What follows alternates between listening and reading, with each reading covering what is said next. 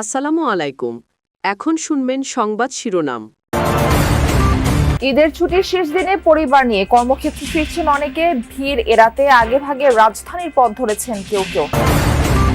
উৎসব এলেই বেড়ে যায় অনলাইন প্রতারকদের দৌরাত্ম্য। ফাঁদে ফেলে হাতিয়ে নেওয়া হচ্ছে টাকা। সচেতনতা বাড়ানোর তাগিদ বিশেষজ্ঞদের।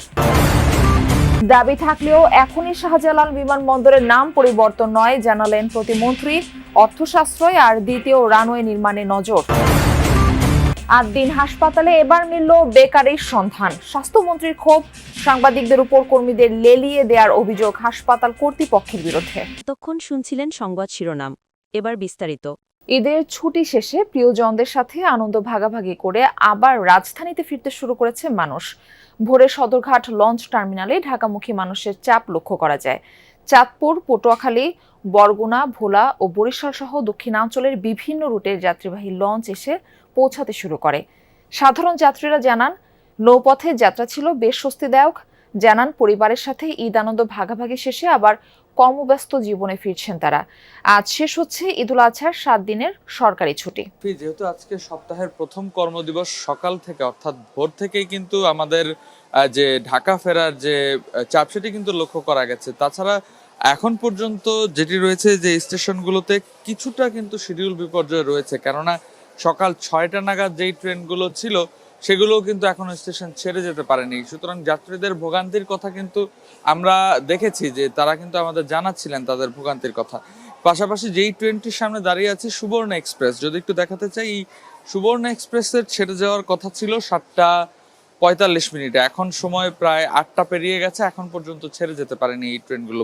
তারা যেটি বলছেন, স্টেশন মাস্টার কিংবা স্টেশনের পক্ষ থেকে যেটি জানানো হয়েছে যে ঢাকার বাইরে থেকেও ট্রেনগুলো ঢাকায় ঢুকতে কিছুটা সময় লাগছে, যার কারণে কিন্তু ঢাকা ছেড়ে যেতেও সময় লাগছে। কিন্তু তাতে কিন্তু যাত্রী যে ভোগান্তি, অর্থাৎ যারা ঢাকার ফিরছেন কিংবা ঢাকার বাইরে যাচ্ছেন, তাদের ভোগান্তি কিন্তু পৌঁছেছে চরমে। এখন পর্যন্ত সকাল থেকে যে কয়েকটি ট্রেনেরই শিডিউল করা ছিল সবগুলো ট্রেনেরই শিডিউল বিপর্যয় হয়েছে বলে আমরা জানতে পেরেছি, এবং সময় মতো যেন ছেড়ে যেতে পারে বাকি ট্রেনগুলো, সেই বিষয়ে যদিও স্টেশন কর্তৃপক্ষ বলছে যে তৎপরতা চালানো হচ্ছে, কিন্তু আসলে সেই রকম কোনো তৎপরতা লক্ষণীয় নয় এখন পর্যন্ত।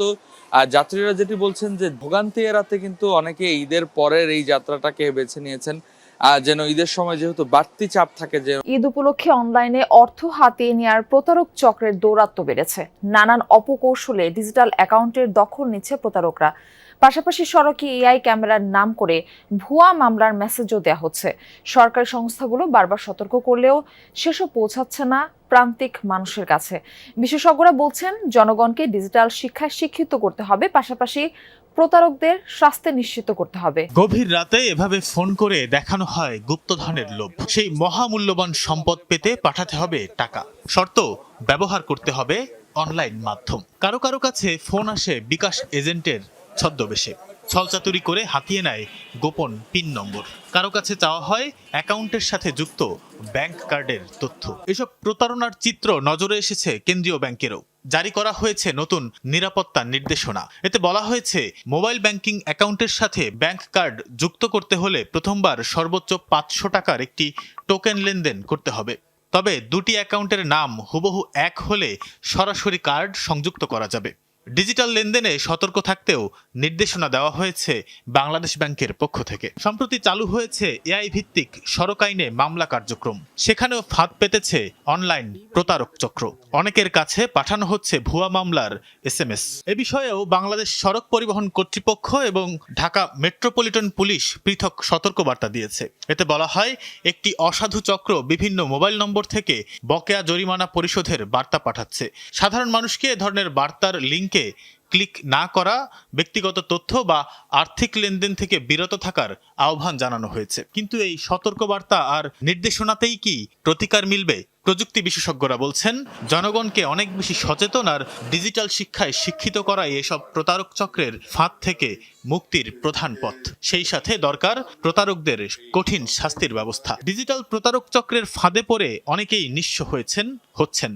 প্রযুক্তির উৎকর্ষের যুগে এই প্রতারক চক্রকে নির্মূলে এখনই শক্ত ডিজিটাল প্রতিরোধ ব্যবস্থা গড়ায় জোর দিচ্ছেন বিশেষজ্ঞরা। শাহজালাল আন্তর্জাতিক বিমানবন্দরের নাম কি পরিবর্তন হচ্ছে?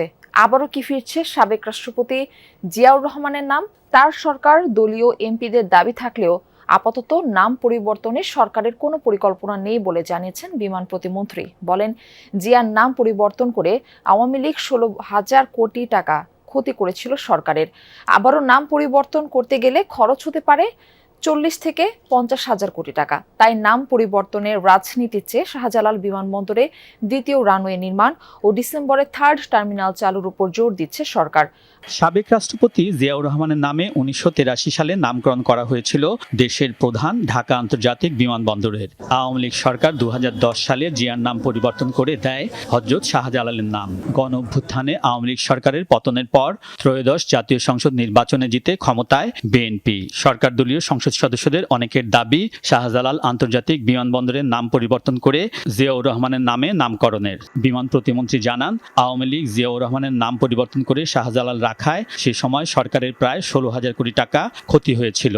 আন্তর্জাতিক নথিপত্র, বিমানবন্দরের সিগন্যালিং সহ কয়েকটি ক্ষেত্রে সংশোধনের জন্য এই পরিমাণ অর্থের অপচয় হয়েছিল। তাই নাম পরিবর্তনের রাজনীতিতে না জড়িয়ে শাহজালাল আন্তর্জাতিক বিমানবন্দরের আধুনিকায়নে জোর দিতে চায় সরকার। দ্বিতীয় রানওয়ে নির্মাণ করে বাড়াতে চায় আন্তর্জাতিক ফ্লাইটের সংখ্যা। শাহজালাল আন্তর্জাতিক বিমানবন্দরের দীর্ঘ প্রতীক্ষিত 3rd টার্মিনাল চালুর উপরও জোর দিচ্ছে সরকার। বিমান প্রতিমন্ত্রী জানান, বিজয় দিবসে প্রধানমন্ত্রী এই টার্মিনাল উদ্বোধন করবেন। রাজধানীর মগবাজারে 8 দিন মেডিকেল কলেজ হাসপাতালে আকস্মিক পরিদর্শনে গিয়ে বেকারির সন্ধান পেয়েছেন স্বাস্থ্যমন্ত্রী সরদার মোহাম্মদ সাখাওয়াত হোসেন। এ সময় তিনি ক্ষোভ প্রকাশ করেন। এদিকে 8 দিন হাসপাতালে 6 নবজাতকের মৃত্যুর ঘটনায় সকালে স্বাস্থ্যমন্ত্রীকে প্রাথমিক রিপোর্ট দিয়েছে তদন্ত কমিটি। অনুসন্ধানে পোস্ট অপারেটিভ ওয়ার্ডে প্রায় 2 ঘন্টা এসি বন্ধ থাকার তথ্য মিলেছে। পাশাপাশি সেখানে পর্যাপ্ত ভেন্টিলেশন ব্যবস্থা না থাকার বিষয়টিও উঠে এসেছে। 6 নবজাতক মৃত্যুর কারণ জানতে হচ্ছে তদন্ত। জমা পড়েছে প্রাথমিক রিপোর্টও। এ অবস্থায় শনিবার রাজধানীর 8 দিন মেডিকেল কলেজ হাসপাতালে যান স্বাস্থ্যমন্ত্রী। পরিদর্শন শেষে মন্ত্রী জানান, হাসপাতালের একটি ফ্লোরে বেকারির বা রুটি কারখানার সন্ধান মিলেছে। বেকারিতে ময়লা আবর্জনা ও নোংরা পরিবেশ দেখা গেছে। এর সাথে শিশু মৃত্যুর ঘটনায় কোনো সম্পৃক্ততা আছে কিনা তা তদন্ত হবে। মন্ত্রী বলেন, পূর্ণাঙ্গ রিপোর্ট পেতে সময় লাগবে আরও 4 দিন। এর আগে সকালে মন্ত্রীকে প্রাথমিক রিপোর্ট দেয় তদন্ত কমিটি। অনুসন্ধানে পোস্ট অপারেটিভ ওয়ার্ডে প্রায় 2 ঘন্টা এসি বন্ধ থাকার তথ্য মিলেছে। স্বাস্থ্যমন্ত্রী যখন ভেতরে, তখন হাসপাতালের সবগুলো গেটে তালা লাগিয়ে দেয় কর্তৃপক্ষ।